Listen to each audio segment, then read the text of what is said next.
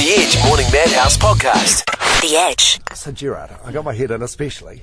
Right. I got what I call the Gerard Way. And You're late. You're like a year late. You've turned up in your black. Yeah. And it's longer, too. You're really late on that, man. Very late. That's okay. I'll tell people it's a David Beckham. Yeah, there you go. Hey, welcome back to New Zealand, dude. Thank you. Thanks for having me. We're so excited that you're playing this time. You know, we saw you at the big day out, but to have your own show, I think it's going to kick ass. Can't wait to see it. Yeah, those are always a lot cooler, you know. And probably New Zealand's, your biggest crowd for your own concert as well. I think so. Yeah, it's good. I'm really excited for it. That was one of my favorite shows on Big Day Out. So, How many times have you been back here now? just Big Day Out. That was it. This is your second time in New Zealand. Second time in New Zealand. Yeah. Because I think every time I go to the States, I always think, I can't wait to get back there so I can have their cheese pizza and go to their big malls. Is there anything that you were excited about seeing or having again when you came back to New Zealand? Well, we didn't get to see much of it last time we were here, so we don't really actually even know that much about it. So you haven't even had pineapple lumps or anything like that? No. Oh, I should have bought I don't even know what's a pineapple lump. It sounds like a sex act, doesn't it? It's actually some confectionery. That's like a candy? Yeah. Chewy pineapple flavour covered in chocolate. Whoa. Delicious. Anyway, sorry, don't mean to tease you since we don't have it. Is this your bell? Yeah, actually, we've got that here for a reason. If at any point during this interview you get asked a question by us which you just want to time out on, you don't wish to answer, you can just ring the bell, and that's like a pass card, an exemption. That's awesome. Oh, nice to talk to you, and I hope you have a really good time in New Zealand. Hey, so do you I'm feel... gonna bring one of those with me everywhere now. Yeah. Well, if you think anything is inappropriate as well, any comments that we make or any questions, you can also ring the bell. Okay, I think I'll get used to that. Completely yours. So, hey, when you come back to New Zealand for your very own show, rather than being part of a festival like the Big Day Out, is it a whole lot more responsibility?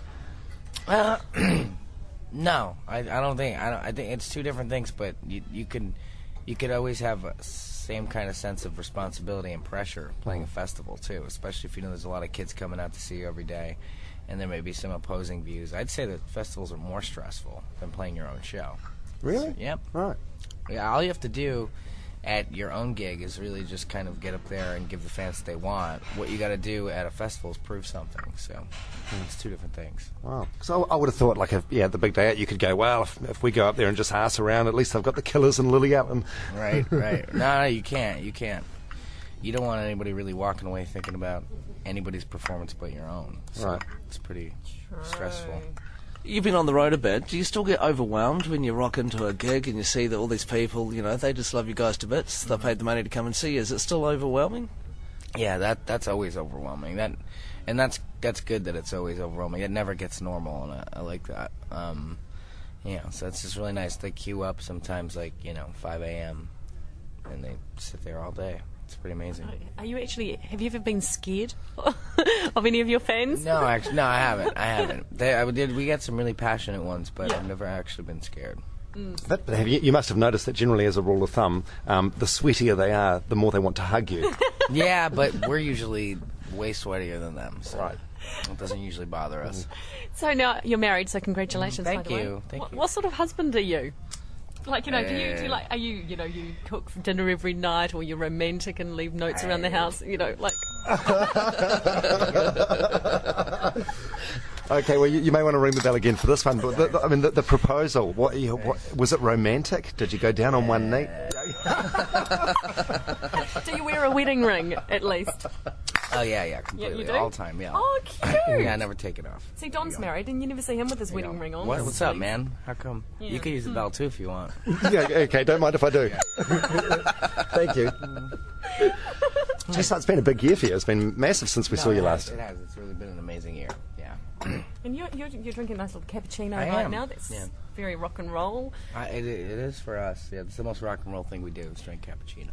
Do you go out and get on the large after your shows, or are you sort of No. a quiet, go home to bed man? Yeah, we're very quiet. Really? Yep. We go play, and I think a couple of the guys smoke weed after the gig. That's about it. Yeah. It's pretty funny to watch, actually. You don't even do that now? I don't do anything. No. Yeah, I just drink coffee and smoke a lot of cigarettes. Right. which I could, kill to do right now. I'm dying to smoke a cigarette, but no biggie, Do you? I mean, I'm guessing the money's pretty good. When you're in My Chemical Romance, do you still look forward to travelling so you can buy duty-free smokes, or do you not have a problem paying retail at the dairy? Yeah, it doesn't. The duty-free becomes a necessity because you're somewhere so long and you spend so much time. You smoke double what you normally smoke on tour in Europe or anywhere else. Yeah. And do your mates and your family, put in orders because you're going through so many airports? Do they put in orders? They don't actually. No, thankfully, we don't have to ever deal with that kind of stuff.